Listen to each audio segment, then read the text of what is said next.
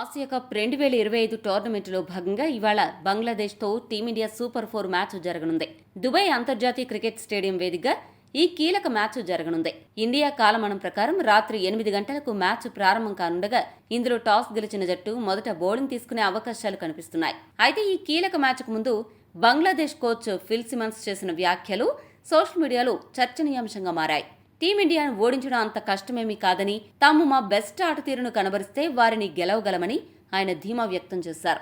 Bangladesh coach Phil Simmons press conference లో మాట్లాడుతూ, భారత్ ప్రపంచంలో నెంబర్ 1 టీ20 జట్టు కావచ్చని, కానీ మేము గెలవలేమన్నది నిజం కాదన్నారు. ప్రతి జట్టుకు భారత్ను ఓడించే సామర్థ్యం ఉంటుందన్నారు. తాము శక్తి మేరకు ఆడితే తప్పులు రాబట్టి మ్యాచ్ను మలుపు తిప్పగలమని ఆశాభావం వ్యక్తం చేశారు. ఆ సత్తా బంగ్లాదేశ్కు ఉందని స్పష్టం చేశారు.